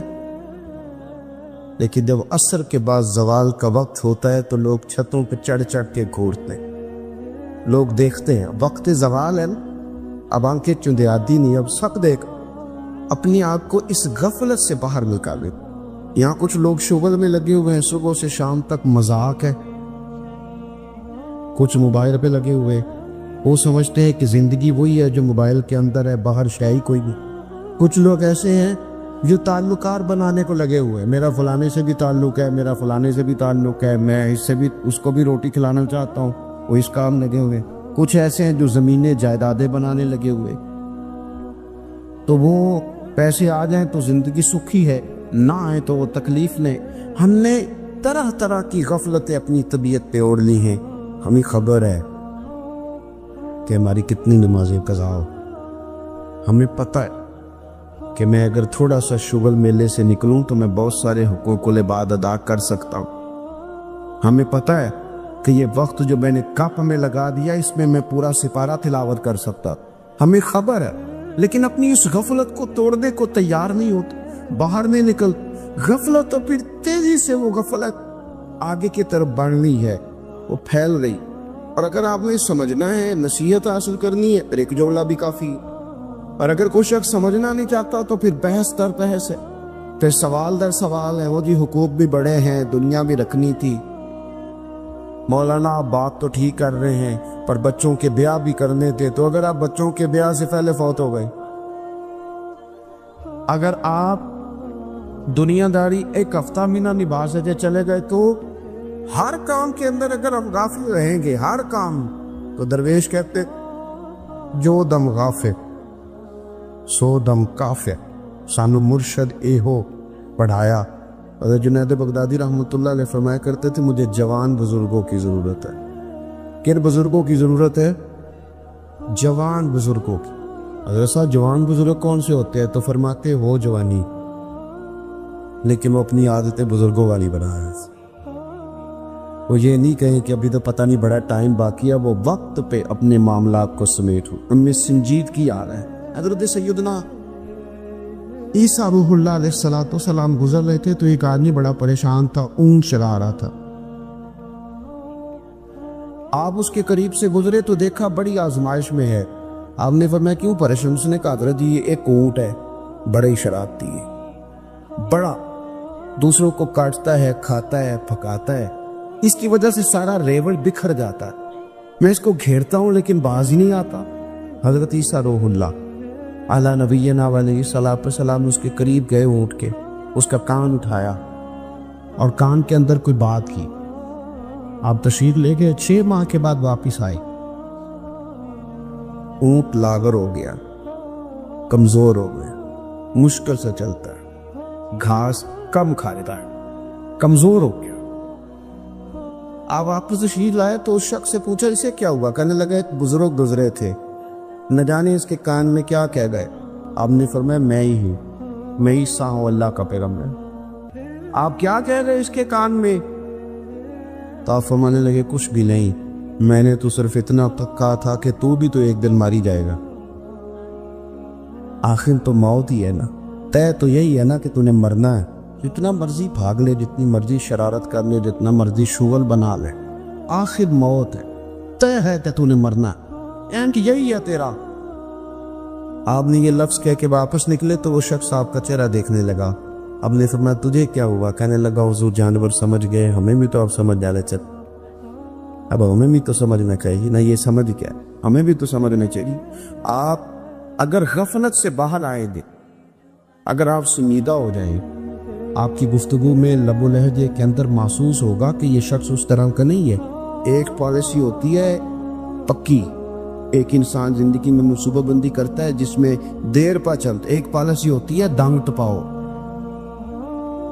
کہ آج کا دن گزارو کل، ہماری پالیسی ہے ڈانگ ٹپاؤ، ہم کو تو نہیں آج کا دن گزارو نا کسی طریقے سے، اور نہیں جی اللہ معاف کرنے والا ہے، میں نے کرا لیا دعا، پیر صاحب آئے تھے، اور میں آج کے رسول ہوں، پرسوں تو نافل نعت کرائی ہے، 6 پورے نعت خواں 6 کے 6 مجھے کہہ گئے تھے تو آج کے رسول ہے، اور کئیوں نے تو جاؤں کے ٹکٹ بھی مجھے ہی دی ہے کہ تو پکا ہے باقی پکے ہو نہ ہو، تو اتنے سارے تو لوگ کہہ گئے ہیں تو باجی جاؤں گا کسی نہ کسی طریقے سے۔ تو یاد رکھنا رسول کائنات صلی اللہ تعالی علیہ وسلم کی پیاری زوجہ سیدہ طیبہ طاہرہ ام المومنین سیدتنا عائشہ صدیقہ محدثہ ہے، محدثہ، فرمایا کرتی سی دعا کرو اللہ حساب نہ پوچھے، دعا کرو مالک حساب نہ پوچھے۔ اماں جی دعا کراتی دعا کرو وہ حساب نہ پوچھے، اس نے حساب پوچھ لیا تو مشکل ہو جائے گا۔ مولا علی شیر خدا رضی اللہ تعالیٰ عنہ سے کسی نے کہا حضور جائز پیسے ہی کمال ہے، تو آپ فرمانے لگے میاں پیسے جائز ہوں، پیسہ حلال ہو تو حساب ہوتا ہے، اور حرام ہو تو عذاب ہوتا ہے، حلال ہو تو حساب ہے، حرام ہو تو عذاب ہے۔ تو فرمانے لگے نہ ہم عذاب کے لیے ہیں اللہ معاف کرے، اور نہ ہی ہم حساب دینا چاہتے، دونوں کام ہی نہیں کرتے، لہذا پیسہ ہی نہیں جمع کرتے، اس چکر میں ہی نہیں پڑتے، یہ کھاتا ہی نہیں ہمارا، اپنے غفلت سے باہر آئے۔ حضرت سیدنا انس بن مالک رضی اللہ تعالیٰ عنہ فرماتے ہیں میں مسجد نبوی شریف سے باہر نکلا، ایک صحابی اپنا مکان تعمیر کر رہے تھے، اور دیواریں جو تھی ان کی وہ چھت کے قریب پہنچ گئی تھی، میں قریب سے گزرا تو انہوں نے سلام لی، وہ عصر کی نماز پڑھ کے جلدی آ گئے اور میں وہاں بیٹھ گیا، سلام لی تو مجھ سے فرمانے لگے کوئی نئی آیت تو نہیں نازل ہوئی؟ میں نے کہا ہاں ہوئی ہے نا، فرمانے لگے کون سی؟ میں نے کہا اللہ فرماتا ہے اقترب للناس حسابهم وهم فی غفلۃ معرضون، لوگوں کے حساب کا وقت قریب آ گیا، ابھی بھی غافل ہو کے پھر ہوئے۔ اب ٹائم حساب دینے کا، اب بال کالے سفید ہو گئے، اب جوانی بڑھاپے میں بدل گئی، اب وقت حساب دینے کا آ گیا لیکن ابھی بھی غافل ہو کے پھر رہے ابھی تک۔ کہتے ہیں یہ آیت میں نے انہیں سنائی اور میں آگے گزر گیا، پیچھے سے کسی چیز کے گرنے کی آواز آئی، میں نے پلٹ کے دیکھا تو انہوں نے چھلانگ لگا دی تھی زمین۔ میں نے کہا کیا ہوا؟ کہنے لگے مسجد جا رہا ہوں۔ میں نے کہا مکان نہیں بنانا؟ فرمانے لگے ابھی تو تم نے آیت پڑھی ہے کہ حساب کا وقت قریب آ گیا، وقت حساب کا آ گیا اور میں ابھی مکان کے چکر میں پڑا رہا ہوں۔ ابھی امام غزالی نے روایت لکھی ہے، فرمایا قرب قیامت میں لوگ کچھ چیزوں سے پیار کریں گے اور کچھ کو بھول جائیں گے۔ حضور کون سی؟ فرمایا لوگ مکانوں سے پیار کریں گے، قبروں کو بھول ہی جائیں گے۔ لوگ مال سے پیار کریں گے، حساب کو بھول ہی جائیں گے۔ زندگی سے پیار کریں گے، موت کو بھول ہی جائیں گے۔ اور تہجد کی نماز سے حضور کو اتنا پیار ہے کہ فرماتے ہیں میرا دل کرتا ہے امت پہ فرض قرار دے دوں، امت پہ فرض قرار دے دوں۔ لیکن یہاں تو عشق کی لوگوں کا رات کو 11 بجے کے بعد بیدار ہوتا ہے، وہ جو کتھیوں والے ہوتے ہیں نا نعت خاں کے ارد گرد، ان کا عشق رات کو 11-12 بجے کے بعد بیدار ہوتا ہے، اور جیسے جیسے تہجد کا ٹائم آتا جاتا ہے ویسے ویسے عشق سمٹتا جاتا ہے سارا، اور نیڑے ہو جاتا ہے وہ فجر کے اولی تک۔ یہ کیا طریقہ ہو؟ کیا وہ چیز ہمیں محبوب نہیں جس کو نبی پاک نے فرمایا میرا دل کرتا ہے میں فرض قرار دے گی؟ تو کبھی کبھی وہ والی محفل بھی سجائیں جس میں کہا جائے گا کہ پہلے 8 رکعتیں تہجد کی پڑھی جائے گی۔ یہ بھی تو حضور کی چاہت ہے۔ تو عزیز بھائی اپنی زندگی کو غفلت والی نہ بنائیں۔ بڑا ہو گیا شغل ویلا، بڑی ہو گئی سیر سپاٹے، بڑی دنیا گھوم لی، ادھر بھی چلے گئے پیسے لگائے، ادھر بھی چلے گئے پیسے لگائے، بڑے ہو گئے فیشن، نئے سے نئے کپڑے اور نئے سے نئے ڈیزائن۔ سنجیدہ کب ہونا ہے؟ واپس کب آنا؟ سمجھدار کس دن ہونا؟ میں کئی دفعہ پہلے بھی کہہ چکا ہوں، میرے صوبے میں نا پنجاب میں سیانی ہونے کی عمر ہی کوئی نہیں۔ چھوٹی عمر میں کہتے ہیں بال انہوں پتہ نہیں ہے، بھی جوان ہو جائے تو کہتے ہیں خون گرم نہیں، انہوں کیویں سمجھائیے تھے، وڈیرا ہو جائے تو کہنے انہوں پتہ ہی نہیں لگے گا۔ سیانے ہونے کی تو عمر ہی کوئی نہیں ہے۔ سمجھدار کب ہونا ہے؟ کس وقت آپ سمجھدار ہوں گے؟ آپ نے ہر عمر کے لیے تو کوئی کہاوت بنا لی۔ اپنے آپ کو سنجیدہ کریں اور اپنے آپ کو سلیٹیں۔ آپ یقین کریں بہت ساری چیزوں سے ہم خود بھی تنگ ہیں، کچھ عادتیں ہماری سمانے روح بنتی، ہمیں تکلیف دیتی، لیکن ہم فیصلہ ہی کرتے، ساری زندگی فیصلہ ہی نہیں کرتے کہ ہم نے کرنا کیا ہے۔ فیصلہ کریں اپنی زندگی، طے کریں۔ امام زین العابدین رضی اللہ تعالیٰ عنہ تو نماز پڑھ رہے تھے، گھر میں آگ لگ گئی، لوگ آگ بجھا رہے، پانی لے لے کے آ رہے، دوڑ دھوپ ہو رہی، امام صاحب نماز پڑھ رہے۔ تو نماز سے فارغ ہونے کے بعد آ کی اہلیہ کہنے لگی کہ رب آپ کو بہتر صلہ عطا کرے۔ سارا محلہ سوئے ہوئے لوگ بھی اٹھ گئے تھے کہ آگ لگ گئی، اور آپ ہیں کہ نماز بھی لگے ہوئے تھے۔ تو امام صاحب فرمانے لگے دنیا کی آگ لگ گئی تھی، لوگ اس کو بجھانے کی فکر میں محو ہو گئے تھے، میں تو جہنم کی آگ بجھا رہا تھا، تو میں کیوں نہ محو ہوتا، میں بھی پورا محو تھا۔ ان حماق کے ساتھ مجھے سوز دے، مجھے ساز دے، اور نیم شب کا نیاز دے، دم سجدہ خود کو میں توڑ دوں، مجھے ایسا ذوق نماز دے، اپنی طبیعت کے اندر غفلت کا پردہ اتار دے۔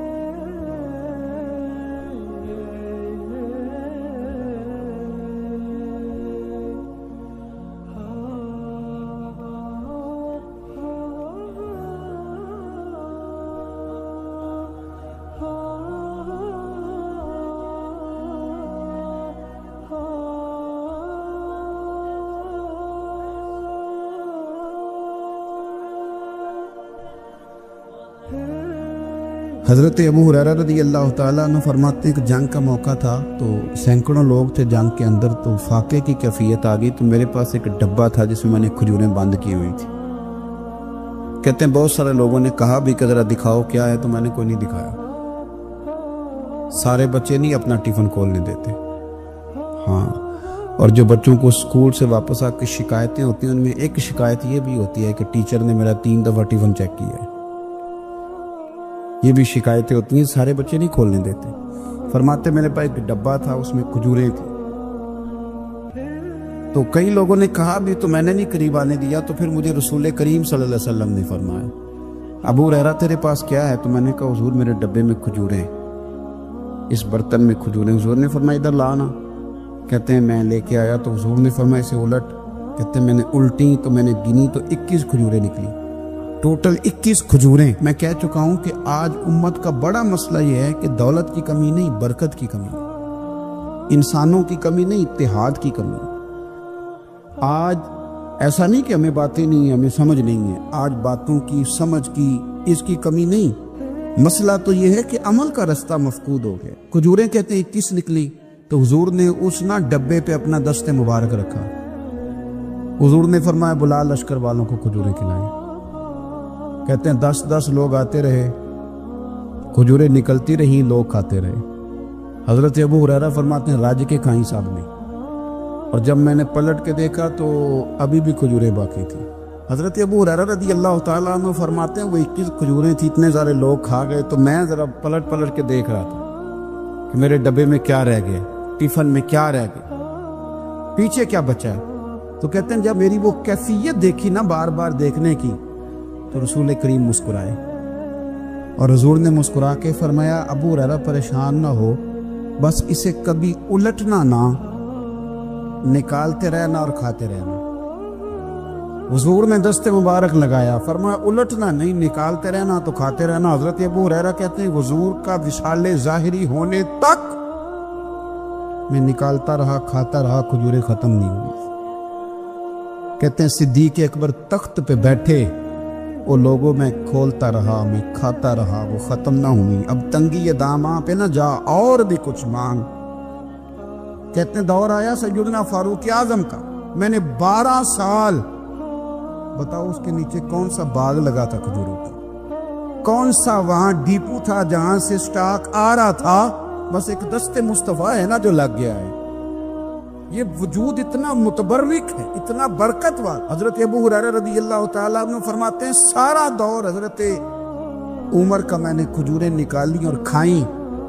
فرماتے ہیں دور آیا سیدنا عثمان غنی کا، 12 سال کے لگ بھگ، 10 سال کے لگ بھگ، پھر وہ کھجوریں میں نکالتا رہا، میں کھاتا رہا۔ فرماتے ہیں حضرت عثمان غنی جس دن شہید ہوئے، میرے گھر میں چوری ہوئی، کیونکہ اس دن مدینہ منورہ میں حالات بڑے عجیب تھے۔ کہتے ہیں چوری ہوئی تو میرا وہ ٹفن بھی چوری ہوا، میرا وہ ڈبہ بھی چوری ہو گیا۔ فرماتے ہیں وہ چوری ہوا تو کھجوریں ختم ہوئی، ورنہ مجھے لگتا تھا کہ قیامت تک نکلتی رہیں گی اور لوگ کھاتے رہیں۔ سیدہ طیبہ طاہرہ حضرت عائشہ صدیقہ رضی اللہ تعالی عنہا کہتی ہے حضور کا نا سر میری گود میں، اور آسمان پہ تارے چمک رہے ہیں تو منظر بڑا خوبصورت بنا ہوا ہے، ادھر بھی چاند چمک رہا ہے، اور سب سے قیمتی اور کائنات کے سب سے عظیم چاند مدینے والے محبوب میری گود میں سر رکھے ہوئے ہیں۔ یہ جو آپ کے سوالات ہوتے ہیں یہ بھی سوچوں کی عکاسی کرتے ہیں کہ بندہ آج کل سوچ کیا رہا ہے۔ یہ سوال کتنی خوبصورتی اپنے اندر رکھتا ہے، اس کو ذرا محسوس کرے۔ کہتی ہیں میں نے پوچھا یا رسول اللہ صلی اللہ علیہ وسلم یہ آسمان کے ستاروں کے برابر بھی کسی کی نیکیاں ہیں؟ یہ سوال ہی نیکیوں کا پوچھا ہے، یہ نہیں پوچھا کہ حضور فلانے بندے کے بارے میں کیا رہا ہے۔ حالانکہ بڑے لوگ تھے نا مخالفت کرنے والے، مکے میں کافر، مدینے میں کافر بھی، منافق بھی، مشرک بھی، یہودی بھی، لیکن جو سوال کیا وہ نیکیوں والا کیا، خیر والی باتیں ڈسکس کریں گے۔ میں نے آج تک نہیں ویسے سنا کسی سائنسدان نے بتا دیا ہو کہ ستارے کتنے ہیں، کسی نے بتایا۔ اب سیدہ عائشہ صدیقہ کا سوال بتاتا ہے کہ حضور کو پتہ ہے آسمان پہ ستارے کتنے۔ اور یہ جو بندے کی نیکیاں ہوتی ہیں یہ ساری ظاہر نہیں ہوتی، کچھ نفل بندہ چھپ کے بھی پڑھتا ہے۔ اس نے بس میں چڑھتے ہوئے اپنی زبان سے جو اللہ اکبر کے لفظ کہے وہ کس نے سنے؟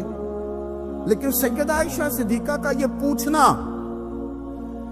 کہ یا رسول اللہ آسمان کے ستاروں کے برابر کس کی نیکیاں ہیں، حضرت عائشہ کا عقیدہ واضح ہو گیا کہ یہ بھی ان کا عقیدہ ہے کہ حضور کو یہ بھی پتہ ہے کہ آسمان پہ ستارے کتنے ہیں، اس بندے کا بھی پتہ ہے جس کی نیکیاں آسمان کے ستاروں کے برابر۔ یہ نظریہ ہے، یہ سوچ ہے، یہ فکر ہے، یہ عقیدہ ہے۔ اور کوئی غیب تم سے نہاں ہو بلا جب خدا ہی نہ چھپا رہا، تم پر کروڑوں درود و سلام اب سیدہ جو سوال پوچھ رہی تھی نا تو اس کے پیچھے بھی ایک لاجک تھی. ان کا خیال تھا کہ حضور نہ میرے ابا جی کی بات کریں گے. پوچھتی ہے یا رسول اللہ صلی اللہ علیہ وسلم آسمان کے تاروں کے برابر بھی کسی کی نیکیاں ہیں؟ تو کریم بھی تو بڑا جانتے ہیں نا. حضور کو بھی پتہ ہے نا عائشہ کن کے بارے میں پوچھنا چاہتی ہیں. حضور نے مسکرا کے فرمایا ہے نا نیکیاں.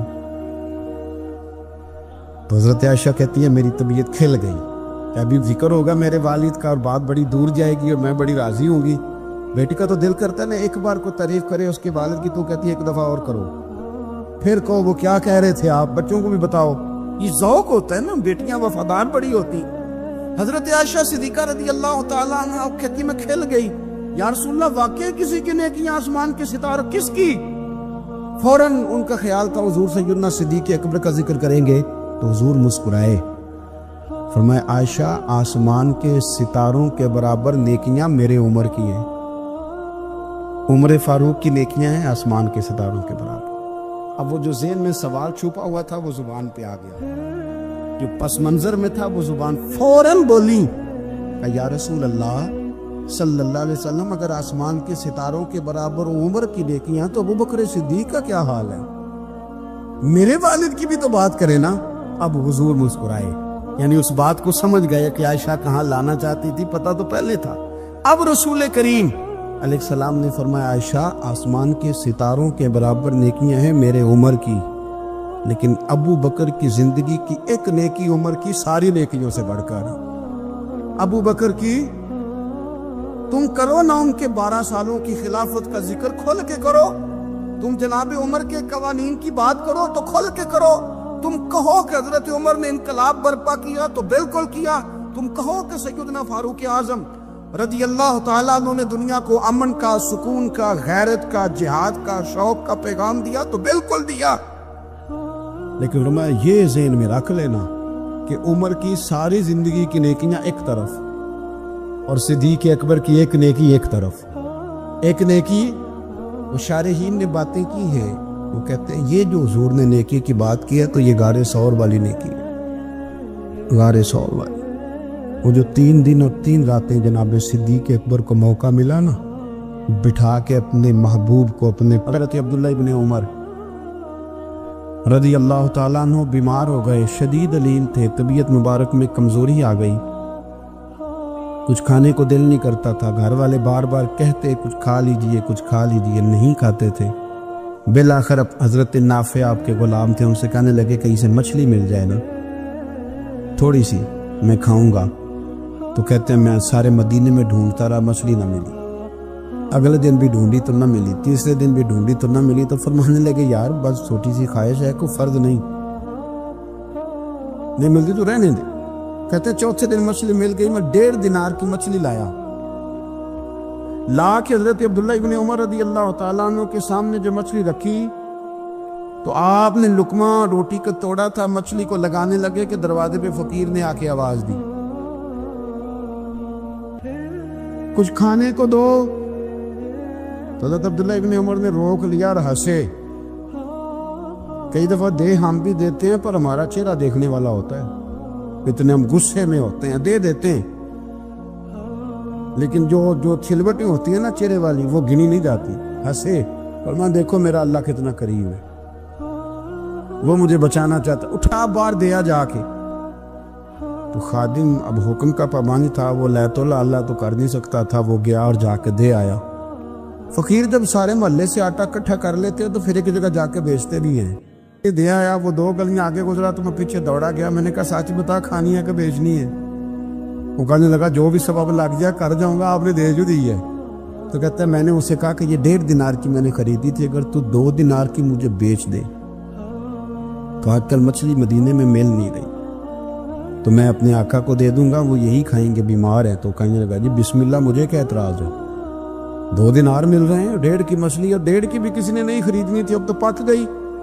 فرماتے میں نے 2 دینار اس کو تھمائے, وہ مچھلی اس سے خریدی اور خرید کر کے میں لایا, لا کے حضرت عبداللہ ابن عمر کے سامنے دوبارہ رکھی. تو فرمایا یہ کیسے آ گئی؟ میں نے کہا حضور 1.5 کی خریدی تھی اور پھر فقیر کو دے دی, اب اسی سے میں 2 دینار کی خرید کے لایا ہوں, آپ قبول فرمائیں. تو فرمانے لگے تم نے اچھا نہیں کیا, اب اس طرح کرو 2 دینار بھی اسے دے اور مچھلی بھی واپس دے آؤ. عرض کی حضور کیوں؟ فرمایا تم نے قرآن نہیں پڑھا؟ حضور پڑھا ہے۔ فرمایا رب فرماتا ہے لن تنالوا البر حتی تنفقوا مما تحبون، تم بھلائی کو اس وقت پہنچو گے جب اپنی پیاری چیز راہ خدا میں خرچ کرو۔ امام غزالی نے لکھا ہے، فرمانے لگے دے آ، تو وہ حضرت نافع کہتے ہیں میں دینے گیا، دے کے واپس آیا تو کچھ پریشان تھا کیونکہ مجھے بھی 4 دن ہو گئے تھے نا تلاش کرتے، تھوڑی تھوڑی طبیعت میں مایوسی تھی کہ اتنی محنت سے میں نے لایا اور آپ نے واپس کر دی۔ حضرت عبداللہ ابن عمر نے مجھے قریب بٹھایا، پھر مجھے تھپکی دی، فرمانے لگے پتر میں نے ویسے بھی کبھی جھوٹ نہیں بولا اور آج کل تو میں ویسے ہی بیمار ہوں، ٹائم ہی نہیں، وقت ہی نہیں، موقع ہی نہیں جھوٹ بولنے کا، میں تجھے سچ بتاؤں مجھے مچھلی کھا کے اتنا سکون نہیں ہونا تھا جتنی اللہ کے رستے میں خیرات کھا کے مجھے سکون ہوا۔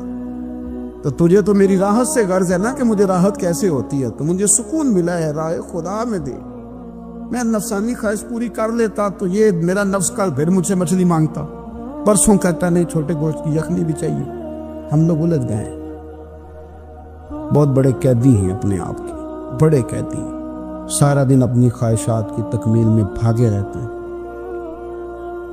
بڑے بڑے سونے نوجوان، میں ان پہ تنقید نہیں کرتا، مجھے ان پہ ترس آتا ہے کہ میں رات کے اندھیروں میں انہیں ٹیلی فون لے کے چوکوں میں کھڑے دیکھتا ہوں تو مجھے رحم آتا ہے، میں کہتا ہوں دیکھو نفس کی خواہش کے پیچھے یہ کیا مثلاً آخر کیا ہے اس میں، ایک عورت کے پیچھے تباہ کر لیا اپنے آپ کو، یعنی زیادہ سے یہ کوئی مقصود ہے، یہ کوئی مقصد حیات ہے جس کو مقصد بنا لیا۔ میرے عزیز بات کو سمجھ لیں، اتنا خوبصورت آدمی ہے اور اتنا اس کا اونچا قد کاٹ ہے، اور کیا کس کے پیچھے یہ بھاگا ہوا ہے؟ بڑا سمجھدار، دانشور، عقل مند آدمی، ذی روح بندہ، لیکن اس کا سٹیٹس آپ یہ ملاحظہ کریں کہ وہ 20-40 ہزار کی خاطر جھوٹ بولتا ہے، دھوکہ دیتا ہے، فریب اور فراڈ کرتا ہے۔ ہم اپنی نفسانی خواہشات کے پیچھے اس طرح بھاگتے ہیں کہ ہم اصل سے رہ جاتے ہیں۔ میری باتوں کی سمجھ آ رہی ہے آپ حضرات؟ تھوڑا تھوڑا کر کے، ایک ایک کر کے ان کی باتیں کم مانیں۔ وہ ضروری تو نہیں نا کہ سویرے ناشتہ بازار سے اپنی مرضی کا تگڑا کیا، بازار سے لا کے پوڑیاں چنے بہترین کھائے، اور پوڑیاں چنے ابھی کھائے نہیں، شاپر میں ڈالے ہوئے ہیں، اور وہ لے کے ابھی آ رہا ہے تو ساتھ ہی رستے سے گوشت بھی چھوٹا اچھا لگا تو 2 کلو وہ بھی لے آئے کہ پوڑیاں چنے کھاؤں گا اور دوپہر کے لیے گوشت پکاؤں گا۔ وہ پہلے یہ تو کھا لے صاحب، اس سے تو نجات پا لے۔ یہ پتہ نہیں ہضم ہوتا ہے کہ کچھ اور کرتا ہے تیرے ساتھ، لیکن وہ گوشت بھی ساتھ لے آیا، یعنی ٹیبل پہ، ناشتے کے ٹیبل پر بیٹھ کے فیصلہ ہو رہا ہوتا ہے کہ ہم نے کیا کھانا ہے، ہم نے کدھر جانا ہے۔ سنگیو یاد رکھو، باتوں کو سمجھو اور غور کرو۔ یہ تھوڑا تھوڑا کر کے جب ہم چھٹکارا حاصل کرنے کی کوشش کریں گے نا، چھٹکارا حاصل کرنے کی، کس جگہ سے اگر آپ کو تنبیہ ہوتی ہے نا، تنبیہ، اس میں بھی بڑا مزہ آتا ہے۔ اس میں بڑا، ہمارے ایک بزرگ تھے تو ایک دن میں گیا تو کہنے لگے الحمدللہ آج میں بڑے سکون میں ہوں۔ میں نے کہا جی وہ کیا ہوا؟ کہنے لگے میں اپنے آپ کو بڑا پیر سا اور سمجھنے لگ گیا تھا، تو ایک بابڈا کے کسی آدمی سے کام تھا، تو میرے ایک دوست نے مجھے کہا کہ پیر صاحب اس کو ٹیلی فون کر دیں، سنا ہے آپ کا عقیدت مند ہے۔ میں نے اس بندے کو ٹیلی فون کیا تو کہتا پیر صاحب میں عزت آپ کی بڑی کرتا ہوں پر یہ کام نہیں ہو سکتا۔ کہتے ہیں جب اس نے مجھے کہا نا تو کچھ بھی نہیں، تو مجھے بڑا مزہ آیا، ورنہ میرا تو نفس پھول گیا تھا۔ میں تو سمجھتا تھا کہ جو میں کہتا ہوں ویسے ہی ہو جاتا ہے۔ کہتے اس نے تھوڑا سا نا مجھے لیول میں کیا ہے، مجھے مزہ آیا۔ یہ لوگ نا اپنے اوپر بوجھ ڈالتے تھے، یہ تھوڑا تھوڑا پیچھے ہٹتے تھے، یہ سمجھتے تھے کہ اس طرح تمہاری تکمیل رہ جائے گی۔ صبح سے شام تک اگر اسی نفس کی باتیں مانتے رہیں گے تو خرابی کرے گا۔ دولت کا نشہ ہے بھائی، دولت کٹھی کرنے والا کسی جگہ سیر نہیں ہوتا، حسن کا نشہ ہے، حسن کا نشہ ہے۔ حضرت ابوبکر شبلی رحمۃ اللہ علیہ فرمایا کرتے تھے جو تیری بیٹی کو خوبصورت سمجھ کے اس کے ساتھ نکاح کرنے تھے اسے بیٹی نہ دینا۔ حضرت جی کیوں؟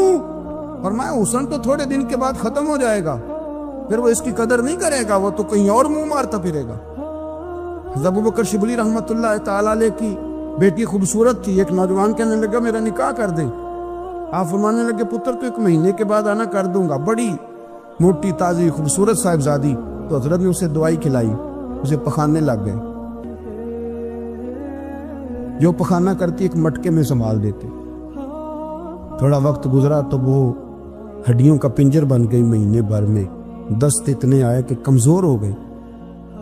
تو ابو بکر شبلی ایک مہینے کے بعد نوجوان کو بلایا, فرمایا ادھر آ, تیرا نکاح. بچے دکھائی تو وہ کمزور بستر پہ پڑی. فرمایا شادی کرنے لگا, اس سے نہیں میں نے کرنا. فرمایا یہ وہی ہے؟ کہنے لگا جی نہیں. فرمایا تو کہتا تھا مجھے عشق ہے, کدھر گیا تیرا عشق؟ کہنے لگا حضرت صاحب آپ کیسی بات کر رہے ہیں. فرمایا ادھر آ. پھر وہ مٹکا جس میں گند رکھا تھا وہاں لے گئے. فرمانے لگے تیرا اس کے ساتھ عشق تھا, یہ تیرا عشق. فرمایا اسے تو میں 4 دن روٹی کھلاؤں گا پھر تندرست ہو جائے گی, لیکن میں دیکھنا چاہتا تھا کہ تو میری بیٹی سے پیار کرتا ہے یا اس کے چہرے پہ آنے والی کچھ وقت کے لیے سرخی سے پیار کرتا ہے, اس لالی سے پیار کرتا ہے جو جوانی کے وقت بچوں اور بچیوں پہ آتی ہے. کس چیز کے دل دادا؟ یعنی کیا مطلب؟ نفس کی غلامی, سراسر غلامی. اور پلٹ پلٹ کے اور بڑے بڑے سیانے بندے چھوٹی سی خواہش کے لیے, بڑا سمجھدار آدمی, بڑا سیانا بندہ. میں ایک بڑے بزرگ عالم تھے, میں ایک دفعہ ملنے گا تو پائے پکا رہے تھے, خود پائے پکا رہے تھے. تو وہ بڑے پیار کی بات ہوتی ہے نا, تو تامت باندھی ہوئی اور بڑی جناب خستہ حالی, اور وہ پائے پکا رہے ہیں. تو میں نے ان سے کہا حضرت جی پائے تو کسی اور نے بھی پکا لینے تھے, آپ بخاری لے کے بیٹھتے, چلو میری طرح کا کوئی بندہ آپ سے استفادہ بھی کر لیتا. اب پائے آپ لائیں گے, پھر پکائیں گے, پھر آپ کھائیں گے, تو یہ تو 24 گھنٹے آپ کسی کام میں گزر جائیں گے. یہ چھوٹی سی خواہش کے لیے میں کسی چیز کو حرام نہیں کہہ رہا. قرآن پاک کی جو آیت پڑھی ہے صرف اس کی تفسیر آپ کے سامنے عرض کر رہا ہوں. ہماری خواہشات ماں پالتی ہے, ہم کو نہیں پتا کتنے دکھ سہتی ہیں. میں ان ماؤں کو جانتا ہوں جو بیٹے کے حصوں کی مار بھی اس کے ابے سے کھاتی ہیں, مار کھاتی ہیں. وہ ایک خاتون ایک کان سے سنتا نہیں, میرے پاس ایک دفعہ آئی, کہنے لگی سٹ لگ گئی سی, کوئی دعا کر دے, کیا کوئی وظیفہ پر, ڈاکٹر کہتے ہیں ٹھیک نہیں ہو سکتے. میں نے کہا باجی صحیح بتاؤ مسئلہ کیا ہے؟ کہنے لگی کچھ بھی نہیں, مسئلہ کیا ہونا ہے, پتر غلط نکل آیا ہے, اس کا باپ روز مارتا ہے. میں آگے گئی ہوں تو اس نے ایک تھپڑ میرے کان پہ مار دی, پردہ پھٹ گیا. مائیں مار کھاتی ہیں, لیکن وہ پتر جس کو بڑی محنت سے پالا ہے وہ جوان ہوتا ہے تو اماں سے کہتا ہے تجھے چھوڑ دینا ہے, پر جس لڑکی سے میرا ٹیلی فون پہ رابطہ ہے اسے نہیں, میں نہیں چھوڑنا, میں نہیں چھوڑ سکتی. ہر شے کچل جاتا ہے. وہ اماں کبھی بلیٹ کے رات کو سوچتی ہے کہ یہ تو میری کل کمائی تھی, میں تو آج بھی اس کے حصے کے تھپڑ اپنی گالوں پہ برداشت کر رہی ہوں, تو یہ کدھر گیا؟ صحابی ہے حضور سے پیار کرنے والے, شراب پی بیٹھے, بخاری مسلم پڑھیے, شراب پی لی, خود در رسول پہ آئے, یا رسول اللہ غلطی ہو گئی معاف کر دے. کیا ہوا؟ شراب پی لی ہے, بھول گیا تھا, بچپن سے پیتا آ رہا تھا. حضور نے فرمایا منہ سونگو. سونگا تو کہا حضور بدبو تو آ رہی ہے شراب کی. فرمایا باہر لے جاؤ, کوڑے مارو. صحابہ کہتے کوڑے لگ رہے تھے اور اندر نبی پاک بے چینی کے عالم میں ٹہل رہے تھے, بے چینی کے عالم. ایک صحابی نے کہا حضور اس ملعون کے لیے معاذ اللہ, اس کے لیے آپ, اس نے شراب پی اس کے لیے بے چین ہے. حضور نے فرمایا چپ کر جا, غلطی ہو گئی تو کیا ہوا, خدا سے بھی پیار کرتا ہے, محمد مصطفیٰ سے بھی پیار کرتا ہے. تیری محبت توجہ کرائے گی نبی پاک کی تیری طرف. جو محبت, عقیدت, ادب, وفا, جذبہ, حسن, تازگی, روحانیت, یہ سارے ایک معنی کے سارے الفاظ ہیں, ان کا مفہوم ایک نکلتا ہے. اگر زندگی محبت سے خالی ہو گئی, ہمارے صوفیاء نے محبت ہی تو سکھائی ہے, ہمارے اہل اللہ نے پیار ہی تو سکھایا ہے, اتنا پیار کہ حضرت امیر خسرو رو ہی پڑے. اور حضرت خواجہ نظام الدین رحمت اللہ علیہ سے کہنے لگے محبوبہ جنت میں تو پتہ نہیں کب جانا ہے, کس وقت کے بعد جانا ہے, میرا نہیں گزارا. تو اپنے رب سے دعا کر کہ مجھے اتنی گنجائش مل جائے کہ میں قبر میں بھی آپ کے ساتھ ہی دفن ہو جاؤں. پتہ نہیں کب قبریں کھلیں گی, کب دوبارہ رشتہ قائم ہوگا وہ والا. تو بھائی یہ جو پیار ہوتا ہے نا, یہ توانائی دیتا ہے, محبت جگا دیتی, محبت نکالتی ہے بندے کو دین کے لیے, محبت آگے بڑھاتی ہے اس کو خدمت کے لیے, محبت ہے جو وارفتگی کا جذبہ اختیار کرتی ہے. یہ جو لوگ کہتے ہیں نا کوئی حرج نہیں، اب ایک نیا رٹا نکل آیا، کہتے ہیں ساڈا ماں پیو بھی ساڈا پیر ہے۔ اب یہ بھی ایک فتویٰ عام ہو گیا، جب تک اماں ابو موجود ہیں ہمیں پیر پکڑنے کی ضرورت ہے۔ یہ بھی ایک فتویٰ ہے بہت سارے لوگوں کا، میں نے سنا ہے۔ خدا کے بندو، حضرت ابو بکر صدیق جیسا پیر گھر میں موجود تھا، پھر بھی ان کے بیٹے نے جا کے در رسول پہ ہاتھ رکھا ہے۔ حضرت سیدنا بایزید بستامی رحمت اللہ تعالیٰ علیہ جیسے جلیل القدر لوگوں نے اپنی اولادیں جا کے مرید کرائی ہیں۔ فاضل بریلوی رحمت اللہ علیہ سے بڑا پیر کون ہوگا؟ لیکن انہوں نے بھی اپنے بچے جا کے کہیں بیعت کرائے، اپنے گھر میں ہر شے موجود تھی، جو پیر تھے انہوں نے بھی کہا نہیں، روحانی تربیت کے لیے، دین سکھانے کے لیے ہم کافی نہیں، کہیں لے جانا پڑے گا، کہیں بٹھانا پڑے گا۔ یہاں لوگ اپنی مرضی کا فتویٰ گھڑتے ہیں۔ پیار، وارفتگی، خلوص، وفا کا رشتہ، محبت جب تک قائم نہیں ہوتی، اور محبت میں جب تک روز بروز اضافہ نہیں ہوتا، روز بروز جب تک یہ توانائی نہیں پکڑتی، سمجھ لیں کہ زندگی تنزل کا شکار ہے۔ آپ واپس آ رہے ہیں، آپ اور محبت جیسے جیسے بڑھتی جاتی ہے، پیار جیسے جیسے بڑھتا جاتا ہے۔ اقبال کہتے ہیں جب عشق سکھاتا ہے آداب خود آگاہی، جب عشق سکھاتا ہے آداب خود آگاہی، کھلتے ہیں غلاموں پر اسرار شہنشاہی۔ لوگوں کو اس فلسفے کی سمجھ نہیں آتی، وہ سمجھتے ہیں میں نوکر بنا ہوا ہوں، کسی کے دروازے پہ کھڑا ہوں۔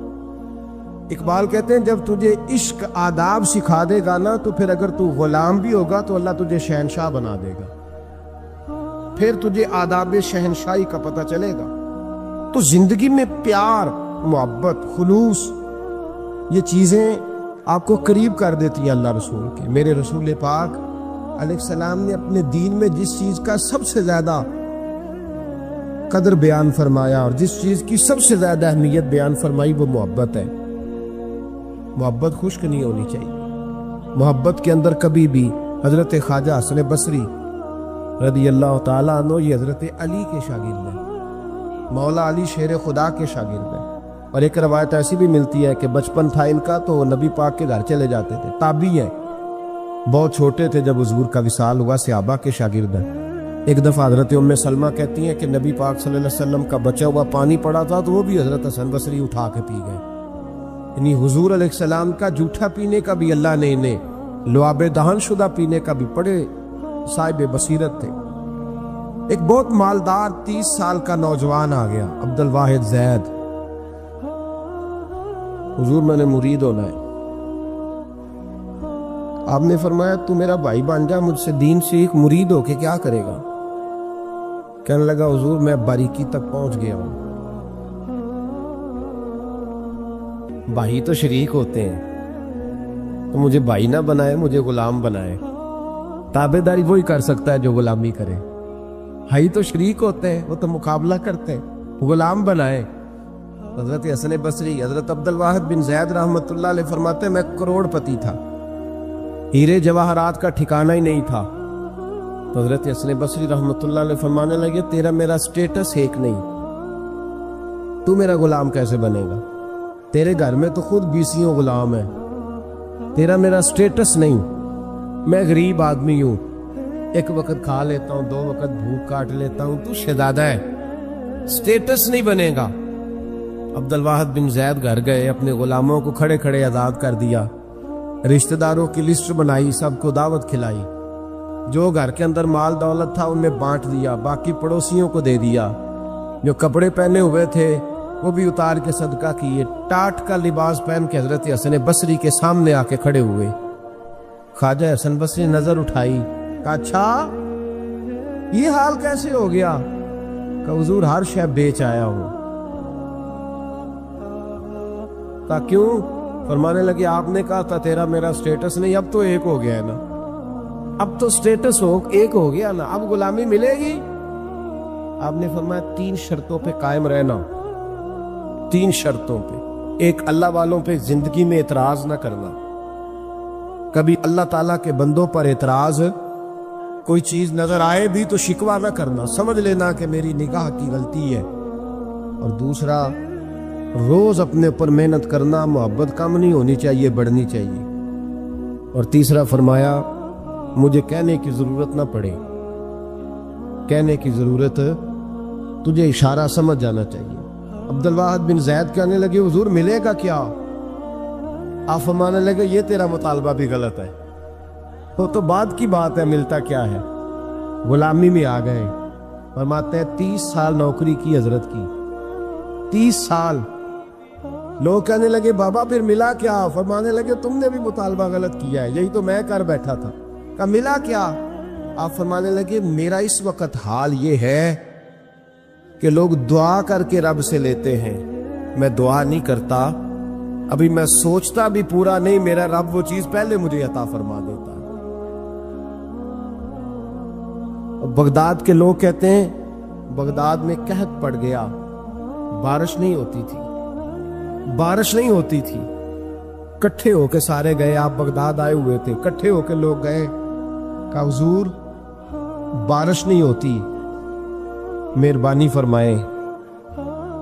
تو کہتے ہیں لوگ آ کے بیٹھے ہیں میرے پاس، بارش کی دعا کر دیں۔ حضرت عبدالواحد بن زید کہنے لگے اے اللہ، تجھے پتہ ہے یہ میرے دروازے تک آگے پہنچ گئے، ابھی تک بارش نہیں آئی، اور لفظ پتہ کیا ہے؟ کہنے لگے تجھے واسطہ میری اس عقیدت کا جو مجھے حضرت حسن بصری کے ساتھ ہے، اس عقیدت کا واسطہ مجھے رسوا نہ کر۔ انہیں بھیجا کیوں تھا اگر برسانی نہیں تھی؟ دعا دیکھیں، محبت کے رنگ میں دعا ہو رہی ہے، واسطہ بھی محبت کا دیا جا رہا ہے۔ بغداد کے لوگ کہتے ہیں بس حضرت کے جملے بھی پورے نہیں ہوئے، رب کریم نے بارش عطا فرما دی، جملے بھی پورے نہیں ہوئے، اللہ نے بارش دے دی۔ محبت، پیار سال میں ایک دفعہ حج ہوتا ہے، اور میرے نبی پاک علیہ السلام نے فرمایا تو خوش ہو کے محبت سے ماں باپ کا چہرہ دیکھ، اللہ کامل حج کا ثواب عطا کرے گا۔ یا رسول اللہ اگر 100 دفعہ دیکھوں تو فرمایا 100 دفعہ حج کا ثواب۔ تو سال کے بعد حج ہو تو اگر دن میں 100 دفعہ ہو جائے تو زیارت افضل ہوئی کہ عبادت افضل ہوئی؟ نبی پاک صلی اللہ علیہ وسلم نے فرمایا النظر الی وجہ العالم عبادہ، اگر تو کسی عالم کے چہرے کو دیکھتا بھی رہے تو رب تجھے اپنی عبادت کا درجہ عطا فرمائے گا۔ تو کر تو آپ زیارت رہے ہیں، ثواب کس بات کا مل رہا ہے؟ تو یاد رکھ لیں محبت میں کمزوری نہیں ہونی چاہیے۔ محبت جس کی کمزور ہو گئی ختم ہو گئی۔ ایک منٹ کے لیے بھی اپنے اوپر یہ یاد رکھے، وہ کہا تھا حضرت سلطان باؤ نے جو دم غافل سو دم کافر۔ یاد رکھ، عقیدتوں میں جب لچک آتی ہے نا، جب کمزوری پیدا ہونے لگتی ہے، کمزوری، پھر رشتے سہاروں کے محتاج ہونے لگ جاتے ہیں، پھر رشتے سہاروں کے محتاج ہوتے ہیں، پھر گفتگو کے محتاج ہوتے ہیں، سمجھانے کے محتاج ہوتے ہیں، پھر توجہ دلانے کے، اور جب رشتے سہاروں کے محتاج ہوتے ہیں تو پھر رشتے بے ساکھیوں والے ہو جاتے ہیں، لنگڑے ہو جاتے ہیں، پھر ان کا حسن ضائع ہو جاتا ہے۔ اقبال نے کہا تھا نہ وہ حسن میں رہی شوخیاں، نہ وہ عشق میں رہی گرمیاں،